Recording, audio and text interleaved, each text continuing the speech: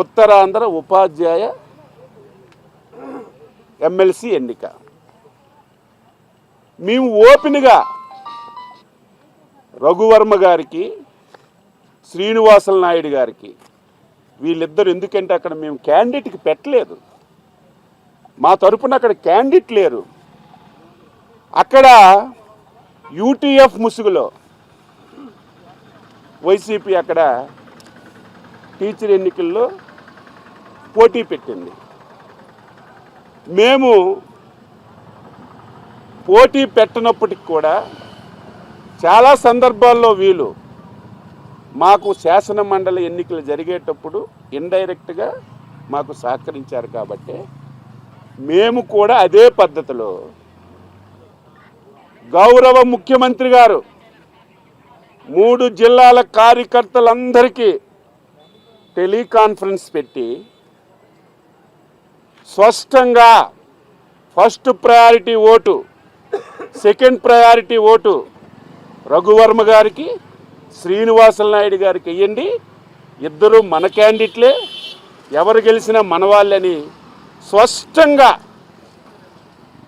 టెలికాన్ఫరెన్స్లో వేల మందికి మీటింగ్ పెట్టుకొని ముఖ్యమంత్రిగా చెప్తే ఈరోజు తెలుగుదేశం పార్టీ ఓడిపోయింది, టీచర్లు వ్యతిరేకించారని ఫేక్ సమాచారాన్ని ఈరోజు ఫేక్ మీడియాలో ఈరోజు ఇస్తుంటే ఏమనాలో అర్థం కానటువంటి పరిస్థితి అని చెప్పి తెలియజేస్తున్నాను.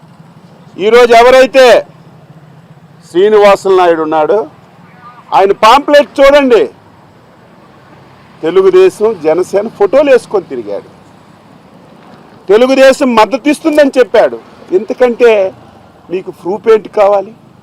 ఎంత జరిగితే దిక్కుమాలిన నాయకులు, ఫేక్ పార్టీ అప్పుడు వెంటనే ఒక ఫేక్ మీడియాలో తెలుగుదేశం ఎన్డీఏకి ఎదురు దెబ్బ తగిలింది,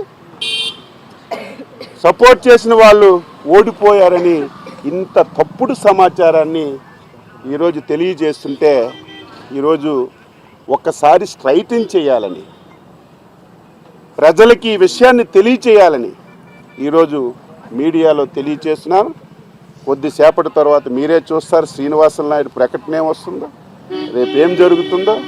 అదేదో శ్రీనివాసులు నాయుడు గెలిచాడని కాదు, 10 రోజుల ముందే సెకండ్ ప్రయారిటీ ఓటు శ్రీనివాసులు నాయుడికి వెయ్యండి జనసేన తెలుగుదేశం వాళ్ళు ప్రకటించారు. మా వాళ్ళు కూడా ప్రచారం చేసేటప్పుడు ఇదే విధానంతో ఫస్ట్ ప్రయారిటీ, సెకండ్ ప్రయారిటీ వేయండి, వాళ్ళిద్దరు ఎవరు గెలిచినా సరే మన వాళ్ళని చెప్పి స్పష్టంగా చెప్పినప్పటికి కూడా ఇటువంటి ఫేక్ ప్రచారాలు చేసి ప్రజల్ని తప్పుదోవ పట్టించడం వారికి అలవాటైపోయింది. మీరు ఎన్ని ఫేక్ ప్రచారాలు చేసినా ప్రజలు నమ్మరని ఈ సందర్భంగా తెలియజేస్తున్నాను.